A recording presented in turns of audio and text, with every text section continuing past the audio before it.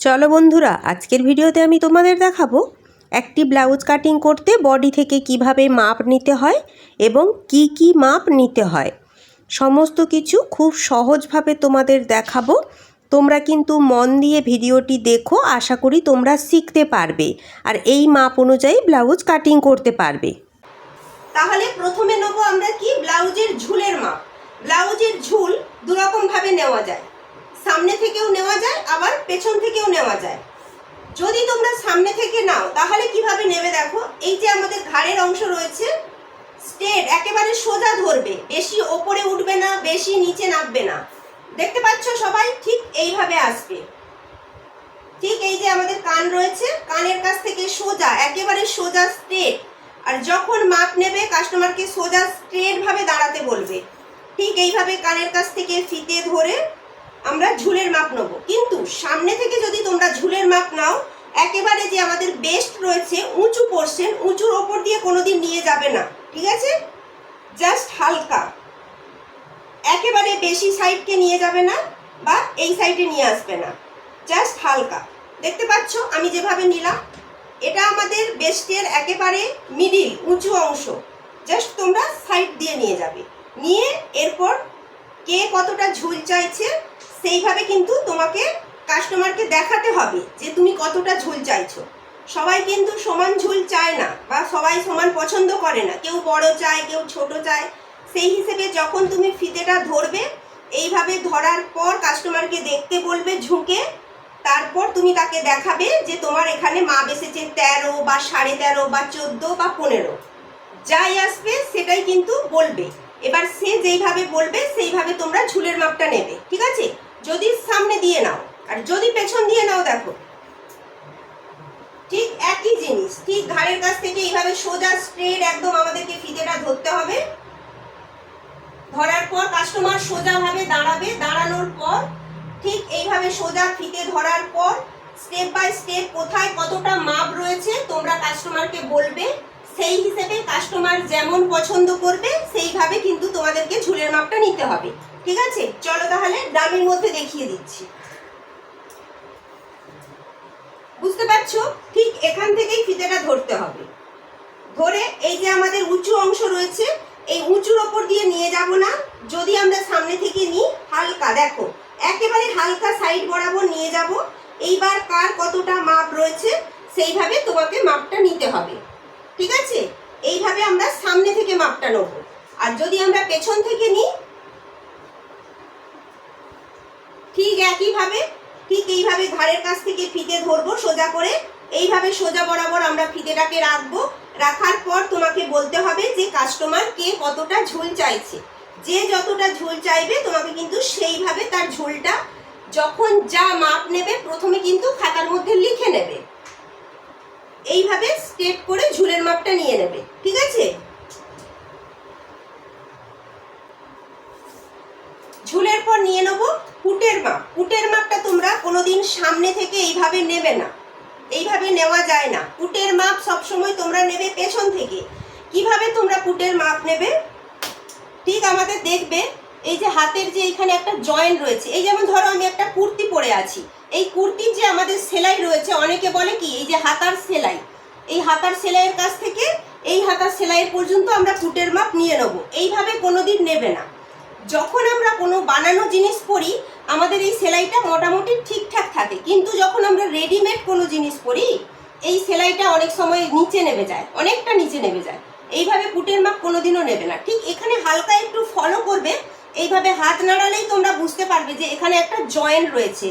আবার অনেকে তোমরা খেয়াল করবে এই জায়গাতে না আমাদের একটা শক্ত মতো হাড় রয়েছে, হাড় ঠিক এই জায়গাতেই শক্ত হাড় আছে, বুঝতে পেরেছো তো? ওই হাড়টা দেখবে, ওই হাড়ের কাছ থেকে আমাদের হাতটা জয়েন্ট হচ্ছে, ঠিক জয়েন্ট।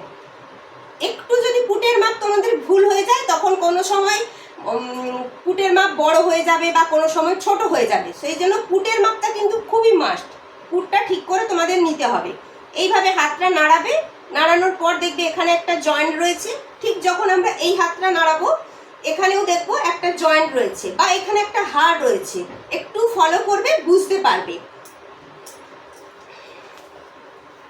ঠিক এইভাবে পেছনটা ঘুরে যাবে। পেছনটা ঘোরার পর ঠিক এখানে যে আমরা জয়েন্ট পেলাম বা হাড় পেলাম, ঠিক এখানে জয়েন্ট বা হাড় থেকে ঠিক এই সাইডের আমাদের জয়েন্ট বা হাড় যেটা থাকবে সেটাই আমাদের হয়ে যাবে পুটের মাপ। স্ট্রেট হয়ে দাঁড়াবে, বেশি ঘাড়ের ওপরে ওঠাবে না বা বেশি নিচেও নামাবে না, জাস্ট সোজা এইভাবে ধরবে। এখানে আমাদের যা মাপ আসবে এটাই কিন্তু হবে আমাদের পুটের মাপ। ঠিক আছে, এইভাবে কিন্তু তোমাদের পুটের মাপটা নিতে হবে। চলো তাহলে পুটের মাপ হয়ে গেল। এরপর নিয়ে নেব ছাতি।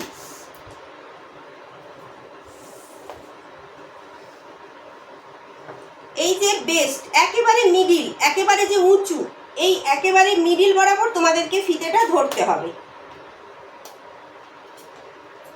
বুঝতে পেরেছো কিভাবে ধরছি? ঠিক এইভাবে ফিতেটা ধরবে। ঠিক পেছনটা দেখো, ঠিক এইভাবে কিন্তু ঘুরবে। একেবারে তোমরা নিচে নামবে না বা ওপরে কিন্তু উঠবে না, জাস্ট একেবারে মিডিল, একেবারে মিডিল টু মিডিল ধরবে। আর এখানে এক আঙুল লুজিং রাখবে, যাতে এক আঙুল ভরা যায়, সেই এক আঙুল লুজিংটা তোমরা রাখবে।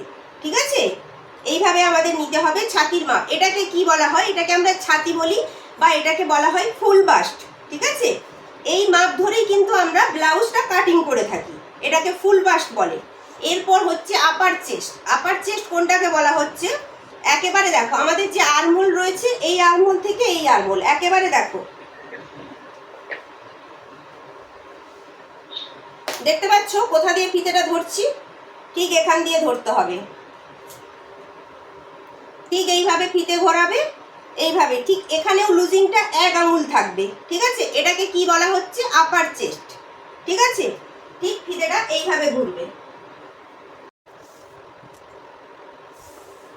এরপর যখন আমরা ঝুলের মাপটা নিয়েছিলাম, খেয়াল রাখবে, বা যখন কোমরের মাপ নেবে তখন ঝুলের মাপটা আবার একবার নেওয়ার চেষ্টা করবে, কারণ আমাদের ব্লাউজের ঝুল যেখানে শেষ হবে সেখান থেকে কিন্তু আমাদের কোমরের মাপ নিতে হবে।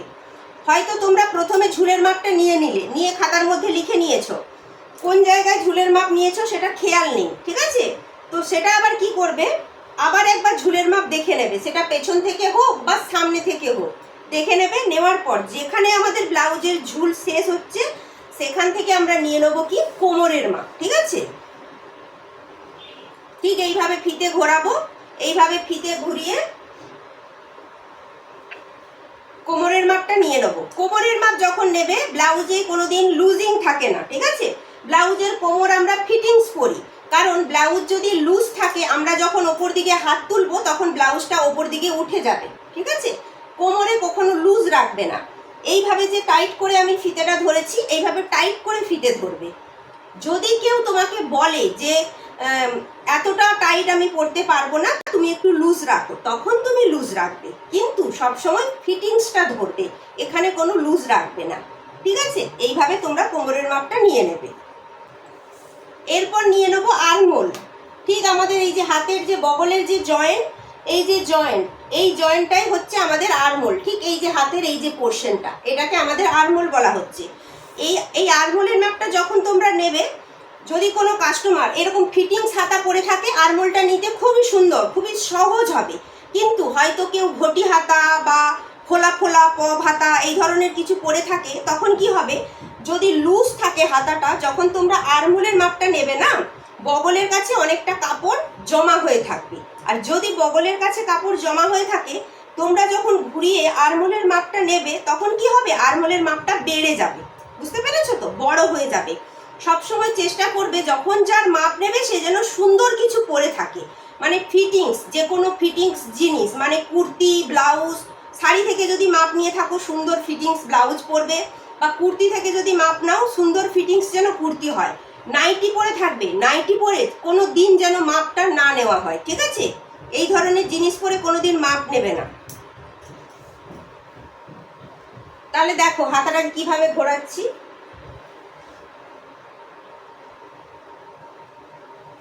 বুঝতে পেরেছো? ঠিক এইভাবে কিন্তু ফিতেটা ঘুরবে। ঠিক সামনে থেকে এইভাবে আসবে, পেছন থেকে এইভাবে ঘুরবে। এখানেও কিন্তু টাইট করে ধরবে না, এক আঙুলের লুজিং রাখবে, যেন এক আঙুল এখানে ভরা যায়। লুজিংটা সবসময় এক আঙুলের রাখবে, শুধু কোমর বাদে ব্লাউজের ক্ষেত্রে। ঠিক আছে, ব্লাউজের কোমর সবসময় মাথায় রাখবে ফিটিংস হয়, কোমর লুজ থাকে না, ঠিক আছে। এটা হয়ে গেল আমাদের আরমোল। যখন যা মাপ তুলবে সাথে সাথে খাতার মধ্যে মাপগুলো লিখে নেবে, যাতে মাপটা ভুলে না যাও, ঠিক আছে। এরপর যেটা আমাদের সব থেকে বেশি দরকার, বেশি গুরুত্বপূর্ণ, সেটা কি বলতো ব্লাউজের ক্ষেত্রে? পয়েন্ট। পয়েন্টটা সব থেকে গুরুত্বপূর্ণ। এই পয়েন্টটা তোমরা ঠিকঠাক করে নেবে। সেম একইভাবে কানের কাছ থেকে এইভাবে সোজা করে ফিতেটা ধরবে, ঠিক এইভাবে সোজা করে ফিতে ধরার পর স্ট্রেট করে এইভাবে ফিতেটা ধরবে। একেবারে যে আমাদের মিডিল, বুঝতে পেরেছো তো, একেবারে যে পয়েন্ট আমাদের রয়েছে ওই পর্যন্ত তোমাদেরকে মাপটা নিতে হবে। ফিতেটা যেন ঠিকঠাক সোজা হয়, ঠিক একেবারে যেখানে আমাদের পয়েন্ট দাঁড়াবে, যতই দাঁড়াবে সেটাই হয়ে যাবে আমাদের বেস্ট পয়েন্ট। এটাকে আমাদের বলা হচ্ছে বেস্ট পয়েন্ট, ঠিক আছে। এই মাপটা সমস্ত ব্লাউজে দরকার। আর এই মাপটা কিন্তু যদি নেওয়া একটু কম বেশি হয়ে যায়, জিনিসটা মানে পুরো জিনিসটা খারাপ হয়ে যাবে। যদি কম নেওয়া হয় তাহলে কিন্তু বেশি খারাপ হবে, কারণ ব্লাউজ খাপটা ওপর দিকে উঠে যাবে, বুঝতে পেরেছো তো। এই জিনিসটা সব সময় পুরো পারফেক্ট নেওয়ার চেষ্টা করবে। এটা হবে কি আমাদের পয়েন্টের লম্বার মাপ, এটাকে আমরা বলে থাকি কি পয়েন্টের লম্বা। এই মাপটা সঠিকভাবে তোমরা নেওয়ার চেষ্টা করবে, ঠিক আছে। এই হয়ে গেল পয়েন্টের মাপ। এরপর আমাদের মাপ কি নেবো? আমাদের মাপ নেবো গলা। গলার মাপটা তাহলে কিভাবে নেবো? সমস্ত মাপ কিন্তু ঘাড়ের কাছ থেকেই ধরতে হবে তোমাদের, ঠিক এইভাবে সোজা। গলার মাপ নেওয়ার সময় কিন্তু ফিতে এইভাবে তেরচা করবে না, সোজা রাখবে, ঠিক এইভাবে সোজা রাখবে। সোজা রাখার পর যেখানে যেখানে মাপটা আসবে সেইভাবে হাতটা দিয়ে এইভাবে কাস্টমারকে দেখাবে যে তুমি কতটা গলার লেন্থ চাইছো, সামনের গলার লম্বাটা কতটা রাখতে চাইছো, এইভাবে দেখাবে।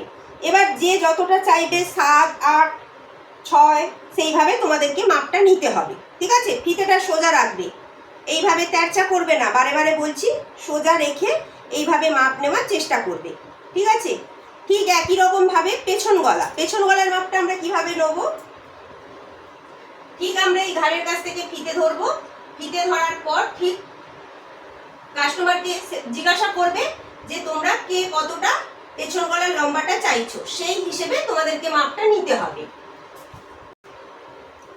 এই যে আমাদের হাত, হাত সব সময় তোমরা সোজা রাখতে বলবে কাস্টমারকে, ঠিক এইভাবে দাঁড়াতে বলবে, হাতটা এইভাবে সোজা রাখবে। সোজা রেখে যেখান থেকে আমরা ফুটের মাপ নিয়েছিলাম, ওই যে জয়েন্ট, ওই জয়েন্ট থেকেই কিন্তু আমাদের কি করতে হবে? ফিতেটা ধরতে হবে, ঠিক এইভাবে, ঠিক সোজা রাখবে। কাস্টমারকে জিজ্ঞাসা করবে যে কে কতটা হাতা চাইছে। এইভাবে সোজা রেখে তোমরা 3/4 মাপ নেবে, ফুল হাতার মাপ নেবে, চুড়ি হাতার মাপ নেবে, সম্পূর্ণ মাপ হাত সোজা করে পাবে। কিন্তু যখন গ্লাস হাতা বানাবে তখন কিভাবে মাপ নেবে? কাস্টমারকে হাতটা ঠিক এইভাবে রাখতে বলবে, দেখো যেমনভাবে আমি রেখেছি, এটা সোজা, এটা ব্যাঁকা, ঠিক এইভাবে তোমাদেরকে মাপটা নিতে হবে। একেবারে এই যে আমাদের কুনুই রয়েছে, এই কুনুইয়ের কাছ পর্যন্ত নিয়ে আসবো না, 1 ইঞ্চি ওপর পর্যন্ত ঠিক এইভাবে মাপটা নিয়ে নেবো। তাহলে আমার দেখো এটা পুরো গ্লাস হাতা চলে আসছে, বুঝতে পেরেছো? ঠিক হাতটাকে এইভাবে ব্যাঁকাতে হবে। এইভাবে ধরার পর এইভাবে আমরা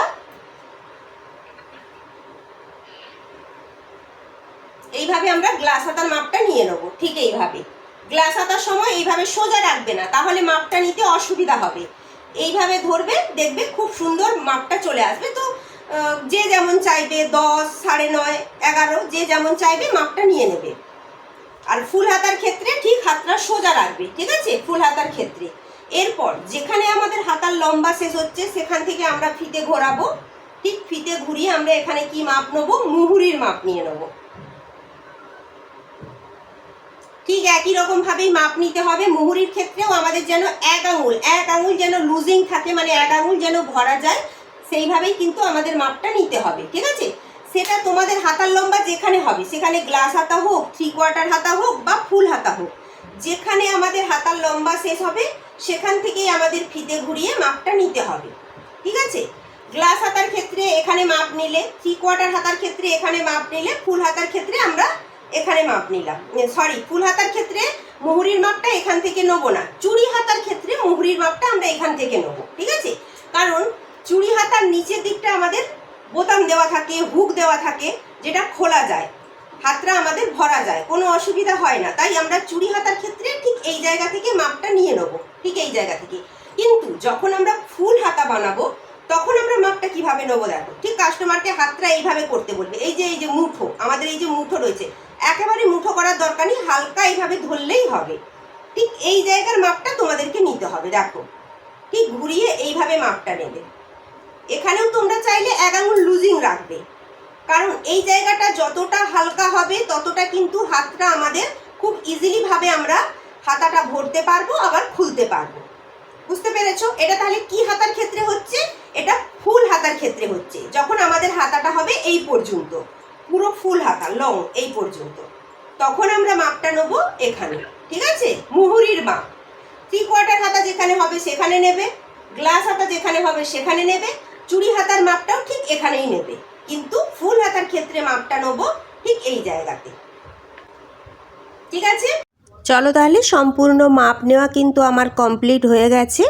একটি ব্লাউজ কাটিং করতে এই কয়েকটি মাপের প্রয়োজন হয়, তোমরা কিন্তু ঠিক এইভাবে মাপটা নিয়ে নিও আর খাতার মধ্যে নোট করে নেবে, তারপর কিন্তু এই মাপ অনুযায়ী তোমরা ব্লাউজটা কাটিং করবে। চলো তাহলে আজকের ভিডিও এই পর্যন্ত, ভালো থেকো, নমস্কার।